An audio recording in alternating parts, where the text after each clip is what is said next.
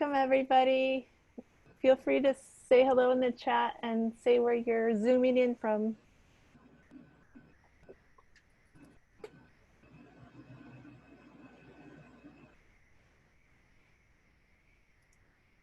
Aloha.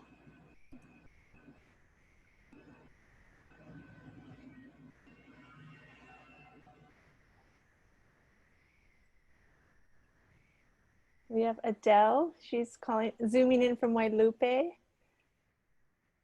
Karen from UH Mānoa.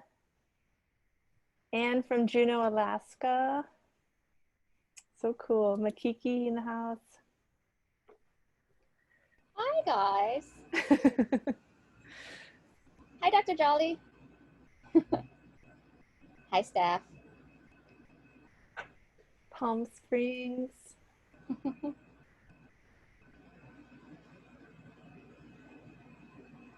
The benefits of virtual programming. I know.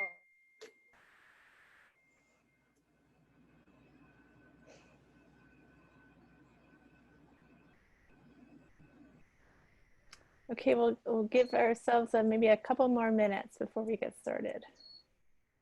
Let people zoom in.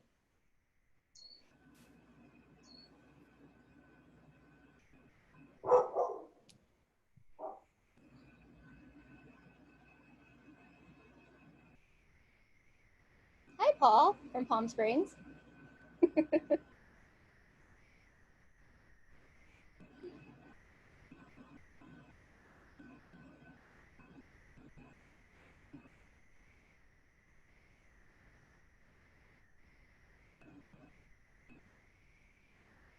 Well, guys, thanks for attending.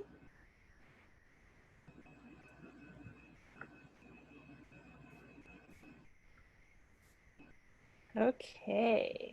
Do you want to get started, Uluwehi? I'll do an introduction. Sure. Okay. Aloha mai kako. My name is Jessica, and I am Jessica Welch, and I'm the Executive Director of Mānoa Heritage Center. I'm really happy to share this Thursday evening. It's Thursday evening here in Hawaii. I'm glad you guys are here with us. Mānoa Heritage Center, for those of you who don't know, it's a 3.5 acre biocultural heritage site located in Manoa Valley in the Ahupua of Waikiki on the island of Oahu. And our mission is to promote an understanding of Hawaii's cultural and natural heritage. And we do this via programs, all of which are virtual these days, with teachers, historians like Uluwehi, schools, cultural practitioners, community organizations, and neighbors. And if you'd like to know more about us, you can sign up for our e-newsletter at manoaheritagecenter.org. This program is called Kahaukani Conversations, and it's an opportunity to share knowledge about Hawaii's cultural and natural heritage. Mānoa Heritage Center relies on community support, and this program is funded by the Atherton Family Foundation, G.N. Wilcox Trust, Island Insurance, and our friends at Malama Manoa. So thank you all for your support. And now I'm going to tell you a little bit about our speaker. Uluwehi Hopkins was born and raised on Oahu, where her ancestors have lived for generations. She is currently a PhD candidate in the history department at the University of Hawaii at Manoa. Her master's thesis was about Emma Nakuina, who was raised in Manoa in the mid-1800s. Nakuina chronicled many of the well-known mo'olelo about Manoa, such as Kahalaopuna and the Punahou Spring. Uluwehi was first introduced to Emma Nakuina when researching her own family tree and found that she and Emma have Metcalfe's ancestors in common. By researching this amazing woman, Uluwehi has since been able to branch off into other fields of research, including mo'olelo, water rights, and museums. And we were actually introduced to Uluwehi through our good friends at Historic Hawaii Foundation, and fell in love with what she was talking about and asked if she would share her knowledge with us. So we're so happy to be able to get to know her and learn from her. As you are listening to this conversation, if you have any questions, feel free to type them in the Q&A, and we'll do our best to moderate conversation after Uluwehi's talk. So without further ado, I will hand it over to you, my friend. Thank you. So today we're going to talk about the story of Kahalaopuna, which is a somewhat controversial story, actually. And we're talking about it because it's the first published version was in 1883. And the version that was published in 1883 is very, very different from the version that is known today. So I titled this Kau'i o Mānoa because Kahalaopuna is often referred to as Kau'i o Mānoa, the beauty of Manoa. And that has become an olelo no eao, a poetical saying in Hawaiian, whereas Manoa is known for its beauty. And Kahalaopuna was supposed to be this very beautiful woman. And after that point, it was said that women who were born in Manoa were also beauties as well, because they took on the beauty of Manoa itself. And so that's why that's where this phrase comes from. And it's a common saying you go back and you look through Hawaiian newspapers, it was a common saying. So we're going to talk about the story of Kahalaopuna a little bit, and then we'll also talk about the landscapes of Manoa as well. This is a mural from Kaimuki High School. And this sort of depicts the modern version of the Kahalaopuna story, what I call the sanitized version, where it just focuses on, people love the story of Kahalaopuna because it talks about why there are so many rainbows in Manoa Valley, and it talks about the natural features of the valley. So the place names and place names that we hadn't necessarily gotten from other places, from other sources. And the sanitized version, the modern version, is all sort of like, happiness and rainbows. But the original version, published in 1883, featured a lot of domestic violence. And for that reason, a lot of people don't like the story of Kahalaopuna. I've spoken to a lot of Hawaiians, and they're like, I don't like that story, and they just sort of want to pass over that story. And that was one of the things that really intrigued me, is why is the original story so violent, especially when very few of our mo'olelo, our Hawaiian mo'olelo, feature domestic violence. Domestic violence is not something that you find in our stories. It's missing, right? Which says a lot about Hawaiian culture, that didn't really happen in Hawaiian culture until a certain point, until after Western influence, until after alcoholism, until after all of that stuff, right? Then you start seeing that in our documented records, prison records, and things like that. But it doesn't happen before. So it's not a feature of Hawaiian society. And that's what intrigued me even more, as to, okay, if that's not a feature of Hawaiian society, why does it feature in this story? And that's sort of where I started. And it led me to this way of trying to look at this story better, or not better, but in a different way, and trying to really understand, why would a Hawaiian tell this story? And then I realized the question is, why would a Hawaiian tell this story at this particular time in history? And that's sort of where the starting point was. And that's where I sort of took off from there. So the different versions of Kahalaopuna, the first published version of this story is in 1883 in a newspaper called the Saturday Press. And it was authored by Emma Beckley. Her name was Beckley at the time. She was born Emma Ka'ili Metcalf, and then her first husband was Beckley. So she was Beckley at the time that this was published. This particular version is the one that we will be working with primarily in this presentation today.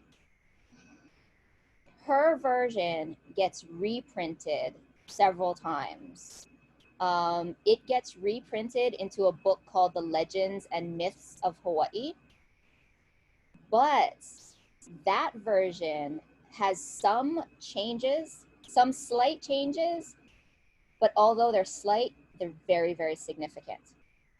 The Legends and Myths of Hawaii is the book that, if you go look it up, it says that it's by His Majesty Kalakaua.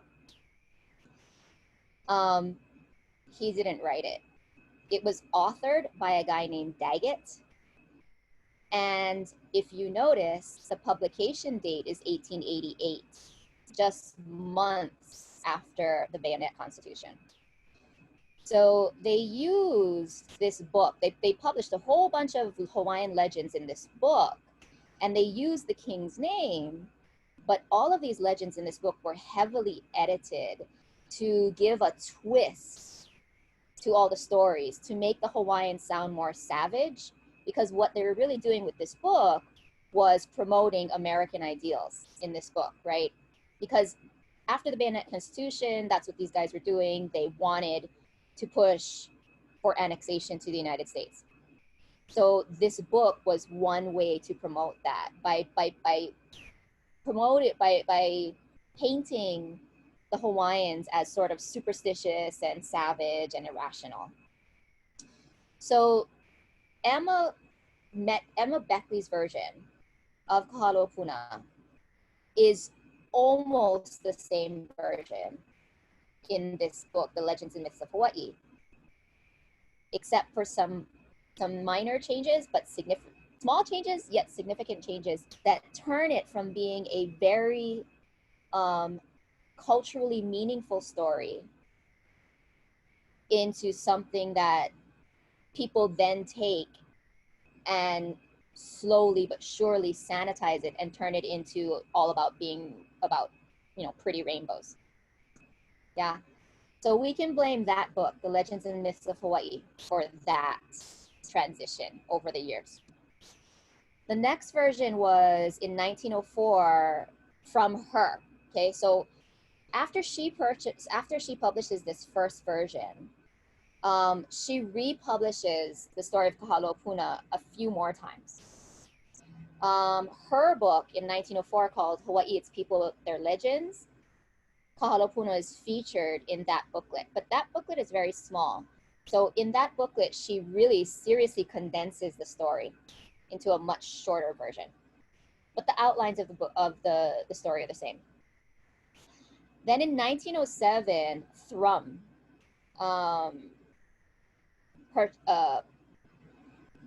publishes, I almost lost my vocabulary there, Thrum publishes a book called Hawaiian Folktales. And I don't know if you guys are familiar, there's a Hawaiian almanac and annual that was published for several years throughout the kingdom era, and it was published by a guy named Thrum. And this almanac and annual would have all kinds of things like news, data statistics, reports from the various societies, and stories, legends. So Hawaiian Folktales was really a compilation of a bunch of these legends from the many years of his book. And Kahalaopuna was featured in Hawaiian Folktales. The story that he publishes in Hawaiian Folktales is almost the same, almost verbatim. But he makes one serious change right at the beginning. And I'll tell you about that as we go along. There were a couple of versions published only in Olelo, Hawaii. And the first one was in 1889 to 1990. There was a serialized version in the newspaper Kaleo Kalahui. However, several installments of the newspaper are missing. They've not been digitized. They are missing. We don't know if any library actually has them or not. So I've never been able to read this whole thing. There are many, many, many issues missing. The one thing I can figure out, though, is that the publisher, at the time that the Kaleo Kalahui started, it seems like Kaleo Kalahui just started in 1889. And when the newspaper first started, this was one of the first epics that they published. And at the time that the newspaper started, the publisher was Emma Beckley's brother, who is my ancestor. So I think that maybe is why they put Kahalaopuna in there, but I don't know who the author of that particular version was, because there are so many versions of it missing, and the introductory versions of it are missing. So that's one of the things that is just really kind of upsetting, because that that version of Kahalaopuna looked like it would have been an epic, on par with the Hi'iaka epic, on par with the Laie Ikavai epic. It would have been several issues over, you know, the span of several months. But yeah, we can't read that one. Then there was a 1904 version called Mo'okau Hawaii no Kahalaopuna. And the author at the end just signs their name Buddha. It's not Emma Beckley. I'm absolutely certain of that, because Emma Beckley later becomes Emma Nakuina, and Emma Nakuina was the type of person who would have claimed all of her work. I'm absolutely certain of that. So this Hawaiian version, the Mo'oka'au of Hawaii, was not her. However, I've read it, and it really closely follows Emma Nakuina or Emma Beckley's original 1883 version in the Saturday Press. It really closely mirrors that, except that it's just in Hawaiian instead of English. Now, here's sort of the twist to all of this version history, okay? Another version of Kahalaopuna appears in Fornander's Collections of Hawaiian Antiquities and Folklore, Volume 5, which was published in 1917. However, Fornander passed away in 1887. So everything that he wrote before he passed away in the 1880s, which means that technically Fornander's version might be the earliest version of Kahalaopuna. That being said, that throws a little kink into all of this, because his version is slightly different. His version is slightly different. Okay, so what is this 1883 version of Kahalaopuna? Here's the broad nutshell version of this story, okay? You have Kahalaopuna, and her parents are Kahaukani and Kauakuahine, and Kahaukani is the Mānoa wind, and he's the male. And Kauakuahine is the Mānoa rain, and she's the female. And they are actually brother and sister. So this is an Akua type mating, right? And this happened in high-ranking Hawaiian societies. So they are brother and sister, but they're also husband and wife. Together they have a child that appears in human form, and her name is Kahalaopuna. And she is exceptionally beautiful. She has this little pool, spring in the back of Manoa Valley. And whenever she bathes in the spring, rainbows appear. And that's one of the explanations for why there are always rainbows in Manoa Valley. She is a sacred child, being you know, as a child of a Pi'o mating. She is a sacred child. She is an akuo on the earth. So she cannot marry just anybody. She has to marry somebody who's of very high rank. So the parents settle on this guy named Kohi. Now, Kohi lives over on the Ko'olau side in Kailua. And his parents are very high ranking as well. His parents are like the chief of the whole area, not just Kailua, but like all the way stretching down to Waimanalo. And that area is very rich because they got a lot of fish ponds, especially Kawainui. Kawainui at that time is a really, really rich fish pond. So once they accept the betrothal, so they're betrothed to each other when they're really young.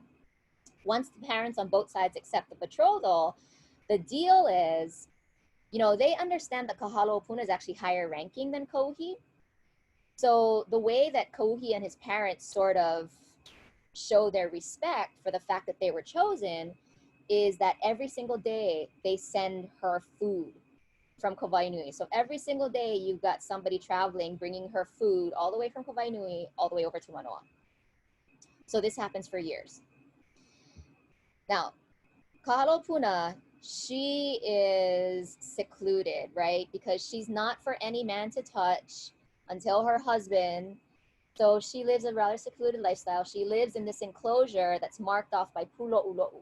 pulo'ulo'u are those sticks with the balls on top, and those signify there is a person of a li'i status here. That's what that does. So her enclosure is marked by pulo'ulo'u all over the place. So nobody can go into her enclosure without permission, okay? But because people keep seeing the rainbows all the time, every time she bathes in this special spring pool, people come up to the side of the enclosure and they look over and they try and catch a glimpse of her. So the few people that have been able to catch a glimpse of her, they're like, oh, she's so beautiful. And she is very beautiful. But then there's these two ugly men, and their name is Mauna and Kaawawaki. And they are ugly because they have these conditions where your eye is drooping, and that is the hele part. That's what that is. So they're considered ugly, right? And so they're kind of like, well, we're never going to get women on our own. So they decide to act like, oh yeah, we got Kahalaopuna. So they go down surfing at Waikiki at the really famous break of Kalihuawehe. And they make leis for themselves. And they drape themselves with these lei. And then they go down to the beach and they tell everybody, oh, Kahalaopuna made this for me. And the implication is, of course, that they slept with Kahalaopuna. So just so happened, Kauhi's down on the beach that day. And he hears the rumors. And he's like, what? And he believes them immediately. So he gets angry and he starts marching up all the way through Waikiki and marching up to Mānoa. That's kind of far, you know. I don't know if you know, but that's kind of far. But he's so mad the whole time. He stops at this area where there's a grove of hala trees. And so he stops, and while he's there, he's just fuming, right? So he breaks off one of the hala nuts. And I don't know if you guys know, the hala nuts, before they're ripe, they're like this big, and they're really, really tough. So he's carrying this hala nut with him, right? And he walks up to all the way to the back of Manoa Valley to her sacred enclosure. He walks straight in. Nobody stops him. And then he finds her and she's sitting in the house. He just comes right up to her door and he's like, you're coming with me. And she goes, who are you? Because they had never met before. Yeah. But the way he's acting, she's like, oh, this must be my betrothed. And he's all angry, right? Now he sees her for the first time and she's beautiful. So now he's doing sort of this like extreme thing where he's like, I lust for her, but I'm angry at her, but I lust for her, but I'm angry at her. It's really kind of insane. So he's angry with her and he's like, we're gonna go, come with me. And she goes, well, maybe we should eat first. He goes, no, come with me. And she goes, are you sure? Well, maybe we should bathe first. He goes, okay, go bathe. And then, of course, she goes and bathes. And, you know, when people bathe, they're naked, right? So now he's watching her bathe. And now even more so, he's going between lust and anger and lust and anger. Anyway, she's done bathing. And he's like, okay, come with me. And she goes, are you sure you don't want to eat first? And he says, no, come with me. So she starts walking with him. And he's angry. And he's like stomping in front of her. And she's like being the good person. Like, okay, where are we going? What are we going to do? And then he gets to the first point, which is by Aihualama. And he's so angry. She's like, okay, I see that you're angry. What did I do? And he won't explain anything to her. And instead, he gets so angry that he takes that hala nut that he's still hanging on to and he whacks her on the head with it. And he kills her. And then he just sort of covers up the body with a bunch of like leaves and stuff, really sort of badly. And then he starts walking back towards Waikiki. But she has an owl protector, a family guardian, an aumakua. So the owl has been following her the whole time. So when the owl sees this, owls have the power of resurrection. So the owl goes and breathes her spirit back into her body through its nose, through her nose. And then she wakes up, right? She resurrects, and then she makes the biggest mistake of her life. she starts calling out to Kauhi and telling him, why did you just do that to me? So he comes back, and then he drags her even further. And this happens 4 more times. He ends up killing her 5 times. The last time he kills her, they're all the way down at Pohakea by Waianae. And then this last time he kills her, instead of just covering her up with some brush, he buries her underneath the roots of a koa tree. And this time the owl cannot dig her back up, okay, because the roots are too strong. So the owl flies away, and the owl is like thinking, okay, what do I do now, right? Meanwhile, her spirit comes out of her body, goes up to the top of the koa tree, and starts calling out to anybody that will listen. And an elapaio, a bird, it's a endemic form of honey creeper, hears her and flies all the way back to Mānoa and tells her parents, the Manoa wind and the Manoa rain, that your daughter is dead. She needs your help. Meanwhile, there are some passersby. And it's a guy, and he's got 2 of his sisters, but the sisters are in spirit form. They're not in body form. So when Kahalaopuna is calling out, the spirit sisters hear her, and they instruct their brother to go dig up her body. So he does, and then he brings them all the way back to Kumo Iliili, so next to Manoa. And they go down into this cave where there's a natural spring, yeah? And there the spirit sisters work and work and work until they're able to put the body back into her body. Or excuse me, the spirit back into her body. So she gets resurrected again. Once that happens, the guy is totally falling in love with her already, right? So he's like, okay, I'm gonna get justice for this guy that killed you. So he goes down to Waikiki, and Kauhi is there, and they're playing games. And this guy plays this game with Kauhi where you're supposed to chant back and forth to each other. So when it's this guy's turn to chant, he chants the same things that Kahalaopuna chanted to Kauhi before he killed her. And then Kauhi's like, how do you know? How do you know that chant? You're not supposed to know that chant. And he's like, oh, I got it. I learned it from Kahalaopuna. And Kauhi, in front of everybody, he makes a mistake, and he goes, you can't. Kahalaopuna's dead. And so the guy goes, no, she's not. And Kauhi's like, yeah, she is. And then so they call a trial, essentially a Hawaiian form of a trial, where the chief has to preside, everybody has to present evidence, and there has to be a decision has to be made, right? And so the guy says, no, Kahalaopuna is not dead. So everybody's like, okay, you got to produce her. So she comes in human alive form. And once that happens, they find Kauhi guilty. They find out that the rumors that were spread in the beginning from these 2 guys, that they were just rumors. So those 2 guys are found guilty. So all 3 of those guys are sentenced to death. The 2 guys that spread the rumors in the first place, their aumakua, their family guardians, turned them into the 2 mountain ranges on the Waialae side of Manoa Valley, the Manoa Kanaka side.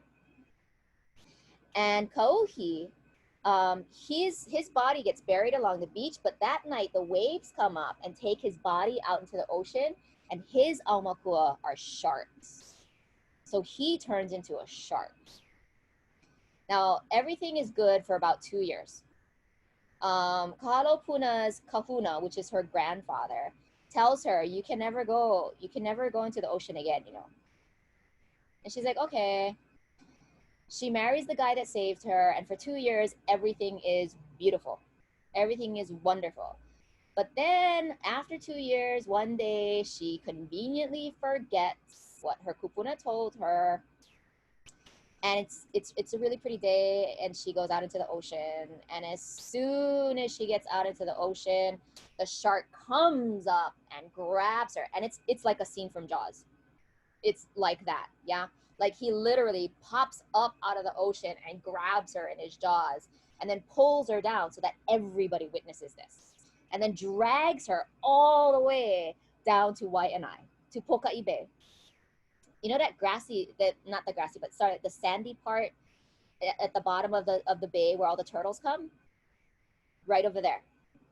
he drags her all the way over there, where him and his shark followers literally devour her body. And that's the end of the story. That's how the story ends. Not your typical Hawaiian story, is it? So here's what I was thinking. Yeah, I decided to take this story apart and let's try and analyze it. This is Hawaiian intellectual production, and this comes from Noinoi Silva, a quote from Noinoi Silva's book, the second one about the tipped pen. Kingdom era authors use mo'olelo to convey their ideas about the current political environment, and that culture is dynamic, and mo'olelo are also dynamic and change with the times. According to Brandy Nalani McDougall, Kauna is used to convey multiple layers of meaning that can both include and exclude certain audiences. Now, with these thoughts in mind, I was thinking, okay, what are the messages that the author is trying to convey in this particular text? Since the story itself is just so irregular compared to other Hawaiian stories. Yeah, it's not your typical Hawaiian story. So mo'olelo. Mo'olelo is a story, tale, myth, tradition, literature, right? Okay. All stories were oral, not written. Now, ka'au. Ka'au is slightly different. Ka'au is a legend, a tale, a novel, a romance, usually fanciful fiction. So the difference between a mo'olelo and a ka'au is that you can take a ka'au and manipulate it for what's necessary at the moment. Yeah, if you need to tell a particular moral to this story, that's a ka'au. If you need, you're trying to convey a specific message, that's a ka'au. And then you can change it and adapt it in another situation, that's a ka'au. Whereas a mo'olelo is, this is just telling you history. Because mo'olelo also means history. It's not fictional. To us, that's what happened. That's what a mo'olelo is. Ka'au is different. Yeah. Ka'au is like your fables that have a moral to them. So my theory then was Emma Beckley, later Nakuina, used this mo'olelo to convey her critique of the political events during her lifetime. So let me tell you a little bit about this woman. Yeah, she was born in 1847. She passed away in 1929. She lived a good, long life. She was raised in Kawala'a, which is in Mānoa, which is on the UH campus, the Manoa campus. You know, back where I think St. Francis used to be? So when you're going up East-West Road, and the Imin Center, the Imin Conference Center actually bisects two ili. Half of it is in one ili and the other half is in Kawala'a. And so Kawala'a is from half of the Imin Center and then going back towards the back part of campus. That's Kawala'a. That's where she grew up. She lived her whole life there. So she is from Mānoa. Her parents were Ka'ili Kapolono, a chiefess, a higher, like a mid-ranking to high-level chiefess from Oahu Island. And her father was a guy from New York named Theophilus Metcalf. She was Kaukauali'i, meaning mid-level ranking chief. She went to Oahu College, known as Punahou School. She was the first Hawaiian admitted to Punahou School. She almost went to Mills Seminary for college, but when she was there, they went there during the summer to get her set up, her and her father, and while they were there, her father passed away. So she never actually attended Mills Seminary. She had to come home, and then shortly thereafter, she got married to her first husband. Her first husband, though, dies in 1881, and she marries 6 years later to her second husband. She lived through 6 rulers and 5 governments. her professional positions throughout her life. She was curatrix of the Hawaiian National Museum and Library. That's the female form of curator. And back then they used to use female suffixes, so curatrix. And she always called herself curatrix. She was a notary public and grantor of marriage licenses. She was a translator and cultural advisor. She translated a lot of the stuff that used to be used in schools when schools were still being instructed in Hawaiian. She was a commissioner of private ways and water rights for Kona Oahu. She got that position in 1892. And when she did, after the overthrow, right, because the overthrow was in 1893, after the overthrow, she kept this position, and that made her the highest ranking female in the government. And she was a Hawaiian.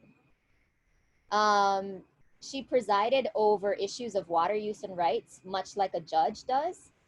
And for Kona Oahu includes Mānoa.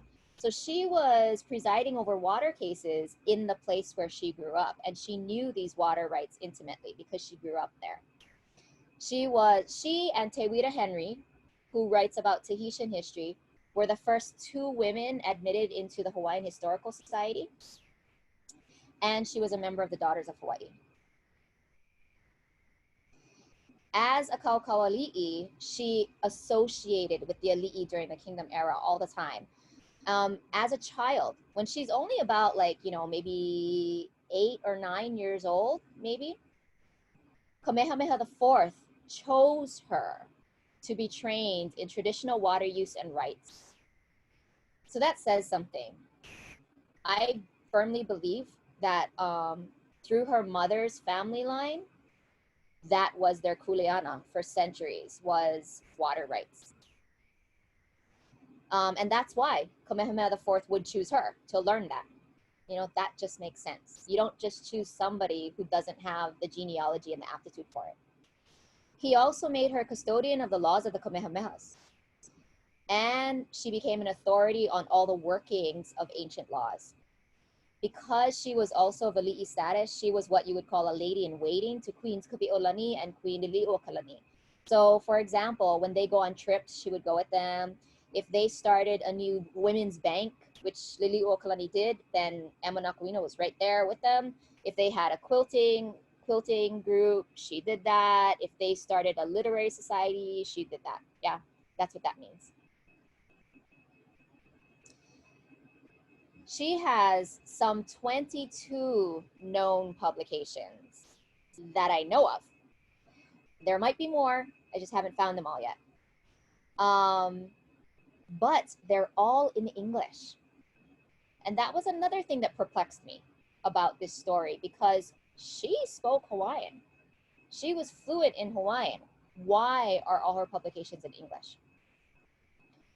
So this is how I sort of came about to forming my theory. The theory is that she used her skill and notoriety to critique the aggressive maneuvering of the haole in the kingdom. And she did so through the use of Kauna. And by using Kauna, this idea of multiple layers of meaning, she was criticizing them to their faces without them actually knowing it, because they didn't get the deeper meanings. That's my theory. She hoped to teach the foreigners, and here's why I was thinking she wrote only in English, because she didn't think the Hawaiians were the ones who needed educating. She thought the people who spoke English were the ones who needed educating. And that's why she only wrote to them. Thank goodness she did, though, because, yeah, nice theory, right? Thank goodness she did, though, because flash forward 100 years, and we're at the late end of the 20th century, and the vast majority of us don't speak Hawaiian anymore. But because all of her legends were already originally published in English, we still had access to that knowledge. And I don't know about you, but I was one of those. I wasn't raised in Hawaiian. My family didn't even appreciate the fact that they were Hawaiian. I'm the first one in generations to appreciate the fact that I'm Hawaiian. And my introduction back to my culture and my society and my identity was through her stories that were already originally in English. So she was a doorway for a lot of us because she published in English. So let me just give you a really brief overview of the events that I think she's criticizing, why she feels she has reason to criticize at the time that she wrote this ka'au. In 1840, you have the conversion from an absolute monarchy to a constitutional monarchy. In 1848, you have the mahele, it's the conversion from communal land use to private ownership. Then in 1866, her father dies. And her father leaves her his plantation. He has a plantation, a sugar plantation in Hilo. He leaves that to her as the eldest child. She's supposed to run the plantation and she's supposed to raise her younger siblings off of the profits from that plantation. But she never was able to because the executors of his will never let her get access to all the financial documents. And instead, they swindled her and forced her to sell the plantation at rock bottom prices. Now, this is the 1860s and 1870s. All sugar plantations at that time in history were making money because of the American Civil War. During the Civil War, the North couldn't buy sugar from the South, so the North was buying sugar from, guess where? Hawaii. Yeah? So there was no reason why that plantation shouldn't have been making money, except that the executors of his will ran the plantation into the ground so that they could force her to sell and sell at rock bottom prices. And then when she did have to sell, she actually had to sell to the brother-in-law of her husband's cousin. And she was married at the time that this sale took place. And in Hawaii, there was a law of coverture, meaning that women can't take any kind of legal action without the permission of their husbands. And because she was married at the time of the sale, she couldn't contest the sale because her husband wouldn't let her because the sale was going to his cousin's husband. So she felt swindled. She totally felt swindled. It bothered her for the whole rest of her life. You can tell, like when you start reading through documents, you can tell that she was bothered by this the rest of her life.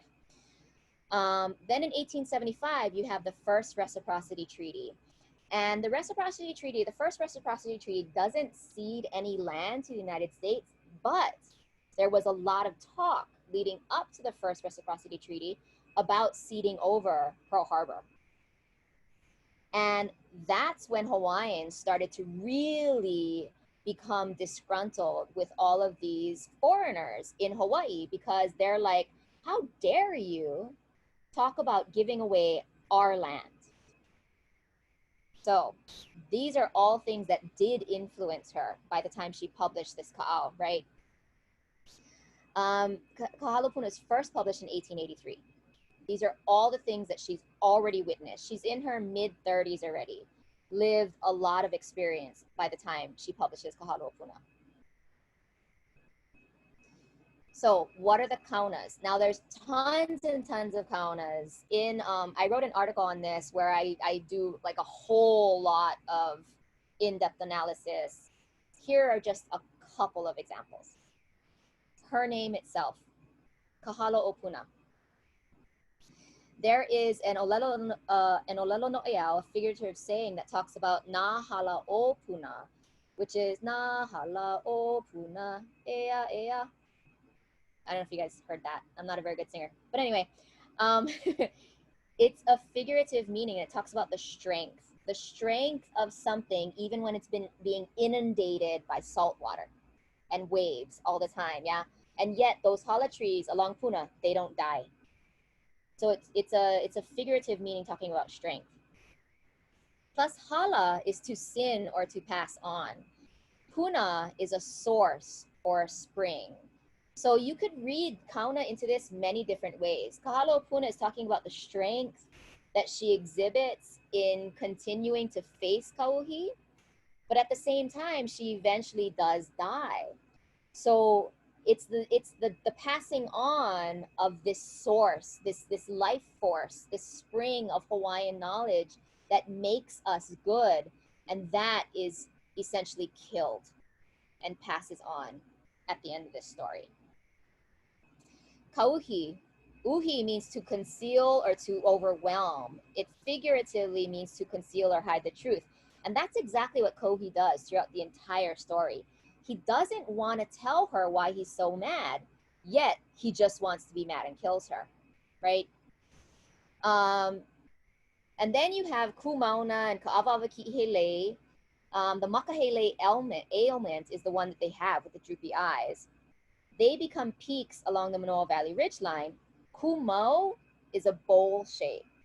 Kumauna is a standing mountain, or Kumauna is to reveal abuse. So all three of those can mean the same thing throughout the story, because all three of those things are seen throughout the story. Avava is a valley, right? And you're talking about Manoa Valley, but Ava Ava means bitter. And there's a lot of bitterness in this story. Ki'ihele means to straddle. Ki'i is to attack or to seek sexual ends. So that's an aspect of the story as well. Hele is actions that show contempt for others. Again, another feature of the story. So all of these place names and character names show deeper meanings. Then you have the place names. You have Akaka. It is the first word in Nakuina's version.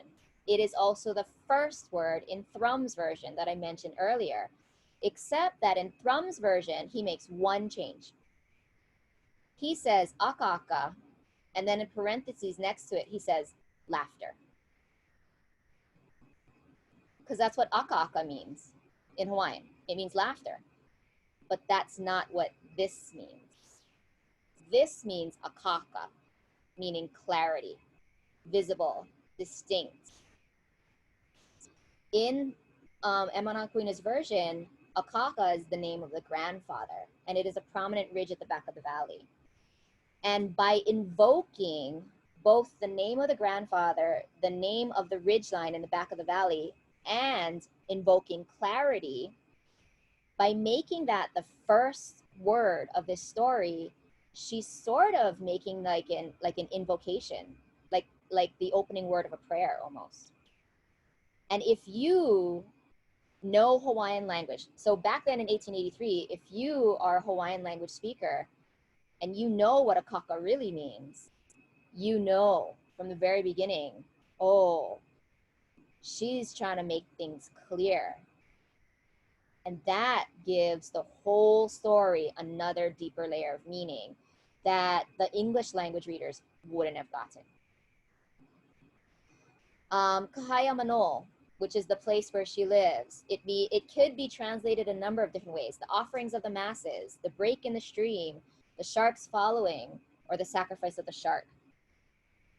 You can actually apply a lot of these meanings, and all of them would be correct. And that's the nature of Kauna, yeah, is that you apply several meanings at the same time, and all of them would be correct. And so to the reader of her story, it just depends on how many levels of that correctness do you catch. Now, the deaths throughout the story occur at different places. You've got Aihualama, which is near Pu'upueo. Pu'upueo is kind of back by, by the Rainbow School? Like by Midpack? Kind of over there, okay? Aihualama, though, lama means enlightenment. So figuratively, this is a place of enlightenment, and yet this is the first place that she gets killed. So another underlying message being conveyed is it is the death of enlightenment. And remember, the death is caused by kauhi, and uhi means to cover up or obscure. And that's the thing that obscures enlightenment. Kakea is the second place she gets killed. Kakea is a wind that pushes people around. Anybody know the word bully. And that's what Kohi is in the story, right? Waulani is the third place she gets killed. Waulani is in Nu'uanu, and Waulani is known for being the first heiau on Oahu, built for Haumea, the goddess. And it is the only, Oahu is the only place where we have heiau for females. Kilohana. Kilohana is the next place she gets killed, where Haumea, and this is where Haumea lived with her husband, Wakea. So all these places that she gets killed, these are famous places with deep cultural significance. The last place she gets killed is all the way over in Waianae at Pohakea. Now, Pohakea shows up in a lot of stories too. More famously, it's where Hi'iaka was when she looked over to Hawaii Island and saw that Pele was burning her lehua forest. So all of these places are special places, and it's no accident that these are all the places where Kahalaopuna gets killed. So what is she trying to do with this overall story? What is the Ka'au version? What is the moral she's trying to convey? I thought, this is just my analysis, that Kahalaopuna is a representative of the Hawaiian people who, not to say innocent, but you know, this sort of pristine Hawaiian culture before it was infected by all the Western aggression of the people that were trying to take over their kingdom. So I think Kahalaopuna is supposed to represent something that was pristine that they lost, something that was beautiful that has been lost. Kauhi is representative of all the foreigners, the aggressive, the bullyish foreigners who willfully try to change Hawaiian society, but never told Hawaiians why we were inferior, right? Because that's what Kauhi does to Kahalaopuna throughout the whole story. He never tells her why he's upset at her. He just keeps being upset at her. And that's what all of these aggressive foreigners would do to us, is they kept telling us, you're not good enough, you're not good enough, you're not good enough. But then we're like, okay, why? Explain to me why. And they can't explain. They pick something, and then when we show them we can do it, they pick something else. You know? The two ugly men are representatives of those who would present Hawaiians to the world in an ugly light. So, you know, missionaries were here associating with the Hawaiians, and they sort of had to kowtow to whatever the Hawaiians wanted, because the Hawaiians were still in charge. Yet at the same time, these missionaries were writing back to the New England missionaries saying, oh, these people are such savages. So people who spread rumors when there's no truth to them. And with each blow to the Hawaiian way of living, Western religion, laws, mahele, the Hawaiians metaphorically die. But they adapt, they assimilate, and they go on. And so that is a metaphorical resurrection as well. And no matter how much justice might be on Kahalaopuna's side, ultimately evil wins and literally devours her until everything she once was is gone. And this is sort of prophetic, because even though when Emma Beckley first wrote the story, she didn't know that that would eventually happen, that Western society would eventually take us over, yet that is how the story ends. So, I'm like way over time. I actually have more where I was going to talk about place names and whatnot, but I'm kind of like at the end of my hour already. So I'm going to end it here. This actually comes from Olalo no Eau, the book Olalo no Eau. And it talks about the Kuahine reign of Mānoa. The reign is famed in the songs of Mānoa. According to an old legend, Kuahine was a chiefess, the wife of Kahaukani. Their daughter, Kahalaopuna, was so beautiful that rainbows appeared wherever she was. Once two gossiping men claimed that they had made love to her. This so angered her betrothed husband that he beat her into unconsciousness. She was revived by an owl god, but after hearing more gossip, her betrothed killed her. In grief, her mother became the Kuahine reign. her father adopted two forms: the wind, Kahaukani, and a hau tree.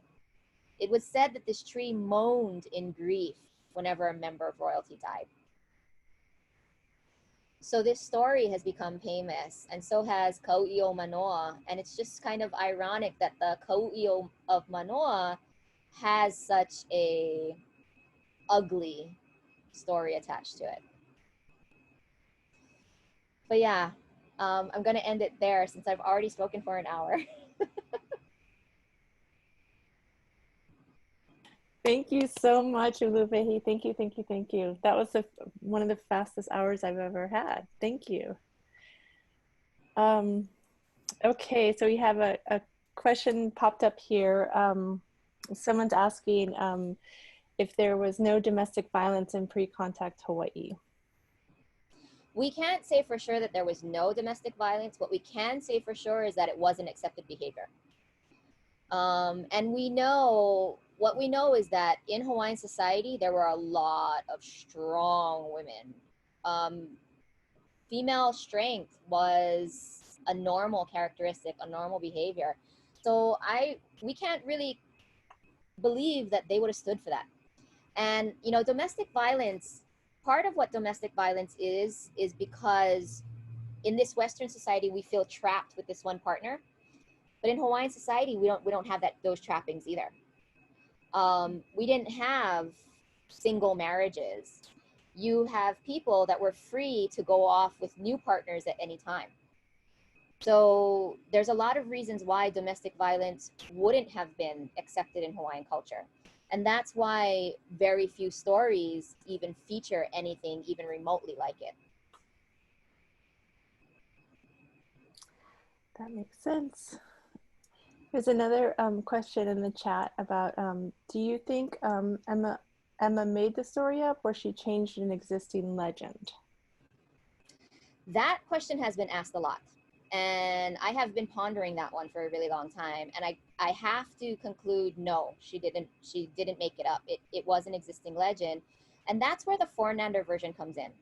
Because, like I said earlier, Fornander's version wasn't published until 1917, but he would have had to write it in the 1880s or earlier. So that would technically make his the earliest version. So I have to conclude that the story of Kahalaopuna already existed by the time Emma Beckley wrote it down. Any other questions while we have Uluwehi? You're an amazing storyteller. Oh, thank you.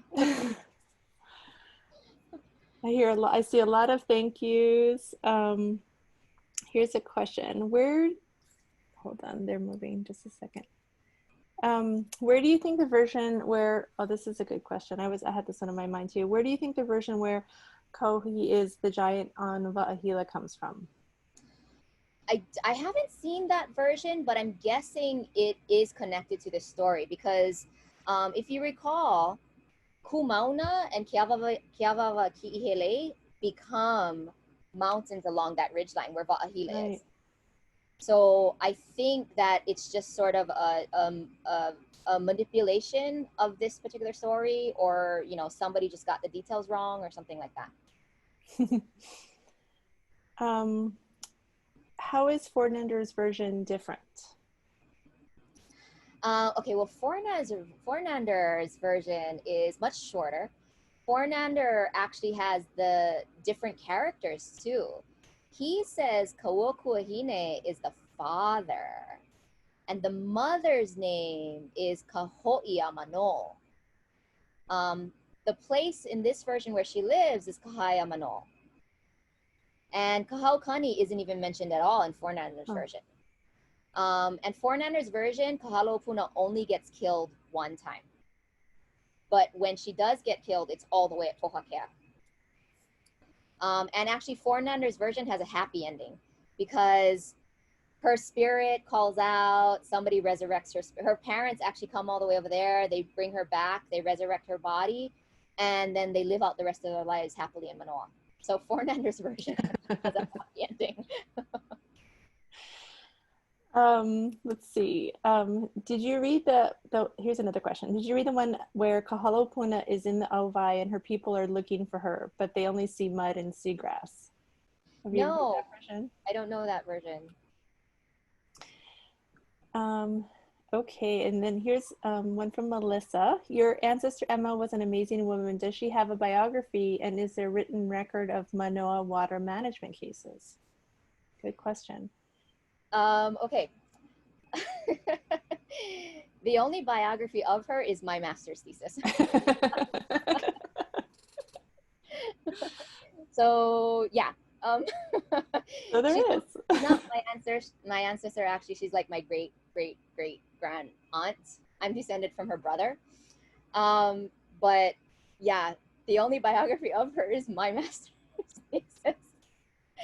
And in terms of anything about her water cases, that's actually what I'm writing my dissertation on right now. Oh, awesome. Yeah. Awesome. We'll look forward to reading that. And I think I've found your master's thesis online. Yeah, it's available through UH Scholar Space. Yeah. Yeah. Melissa also says mahalo for the Mo'olelo Resistance article, and that she found it profoundly moving. Oh, thank you. Yeah, that's what that Mo'olelo as Resistance article, that's the more in-depth version of everything that I just told you guys. Are there any other Mo'olelo we might recognize that have Kauna? Oh yeah, all Mo'olelo have Kauna. They all do. It's just you have to have the requisite levels of deeper knowledge to be able to identify it in the story. And where can we find your article? So the I guess this would be the Mo'olelo as Resistance article. I think it's just online. Not yet. Not yet. It was published a year ago in July, and per publishing agreements, you're not supposed to post it online for a year. So now that it's not July anymore, I actually can post it. I just haven't gotten around to it. I'm actually gonna post it, I think, on academia.edu. So, awesome. Yeah, but I just haven't gotten around to it yet. Okay, we'll look. Oh, it is online. Oh, thank you. At Digital Commons? Yeah, I think that's where because that's what we used in our distant training. Oh, great. I didn't know it was on there. That's one less thing you have to do. Well, I was going to post it anyway. I'm allowed to post it after a year, so I'm going to do that. Oh, it says not public, but with JSTOR login. Yeah, so if you don't have JSTOR, I'll go post it on academia.edu, and then that way, I've been meaning to do it anyway. Thank you. Yeah. What is your favorite Kahalaopuna song? I don't know the songs because Emma Nakuina's original version doesn't include the chants. She just says that the chants happen, but she doesn't say what the chants were. Now, the 1904 version, the one that's in Hawaiian, they do have the chants, but they're not in the middle of the story. They're all the way at the end. So the chants are sort of taken out of context. Like, I don't know where this chant was exactly supposed to go. So there's that. Right. And then Fornander's version has, I think, 3 chants in it. And I don't really like any of them.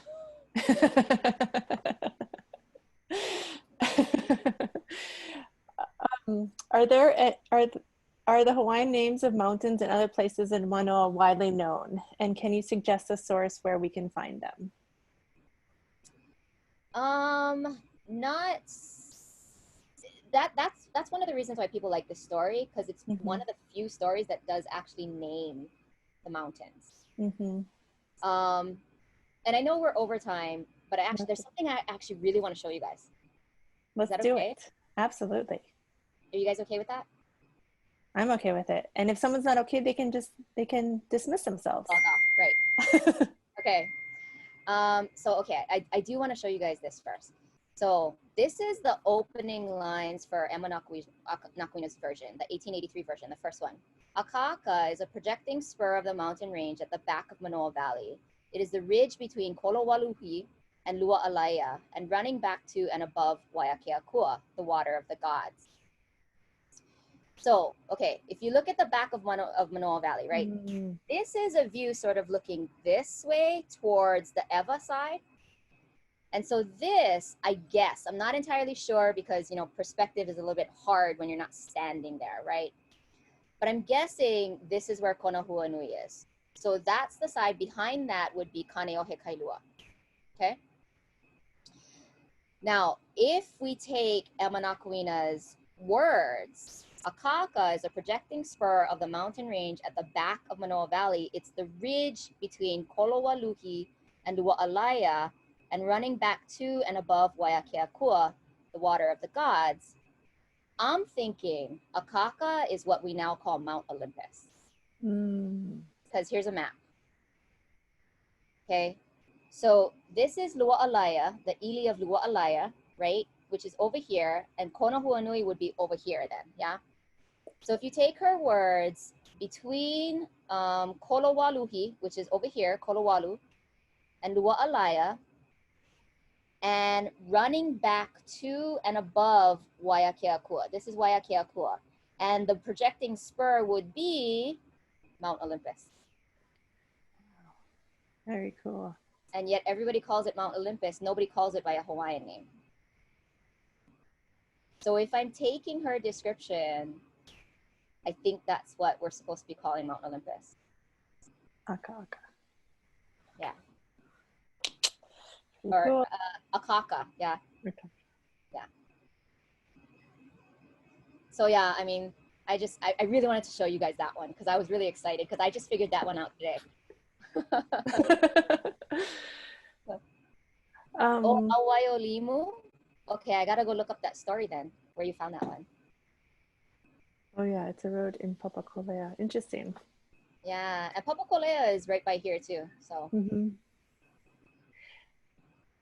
Konahuanui is the highest peak in the Ko'olau, so we assume it's the highest peak, the giant's chest. That's what Keala says.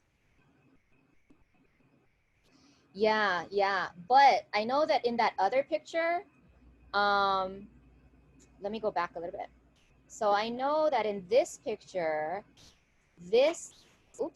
sorry. I know that in this picture, this looks like the highest piece, but it's from perspective, yeah. You gotta figure it's perspective based on where the person taking the picture is. So that's why I'm thinking that this is actually Konahuanui, even though this one looks bigger in the picture. Interesting.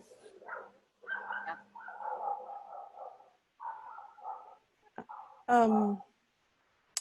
How would you present this mo'olelo to school children? Oops, I did that again.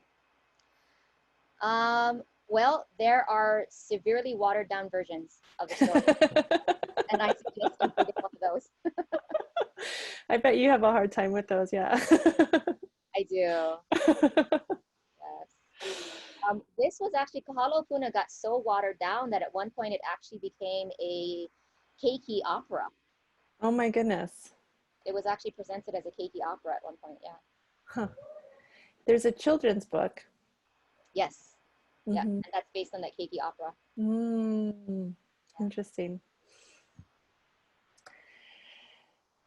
So, I mean, to answer the question earlier too, in terms of where can you find more information, other than these mo'olelo, and I've been looking and I haven't actually found more mo'olelo yet that talk about the mountain range, but other than that, you know, place names of Hawaii. You know, but that's not to say that they don't exist. I just haven't found them yet. Here's another question. Have you heard of other mo'olelo about rainbows in Hawaii in general? Yes, there are other mo'olelo about rainbows because rainbows were often signs of ali'i. So there are lots of other stories, not about rainbows as the focal point, but that definitely feature rainbows, yeah. Very cool. And yeah, and Jim Rumford is the one who wrote the children's book. Yes, that's right. Yeah, yeah. And then, so back to the rainbow question, Keala says, perhaps there are connections between these mo'olelo. Yeah. See, I didn't talk too much about the significance of the rainbow, Mm-hmm. but there are connections, yes, because a rainbow is a specific symbol. It was always representative of Akua.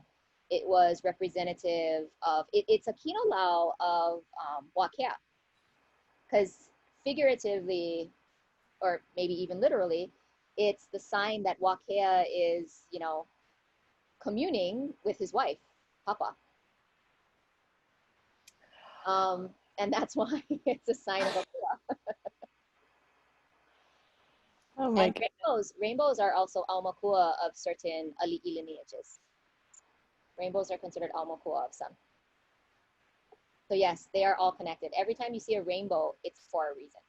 Mm. In a story. Oh my goodness. Thank you, Uluwehi. Thank you so much. Oh, we have one more popped up here. We have an old book, 1906, with one of the watered down versions of the story. The author is Mrs. Frank R. Day, illustrated by Howard Hitchcock. Yeah, yeah. There's a number of versions after the ones that I told you that I gave you guys earlier.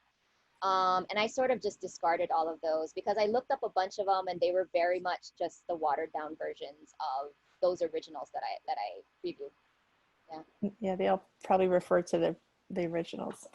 Yeah. Oh my goodness. Thank you. You've given us so much food for thought.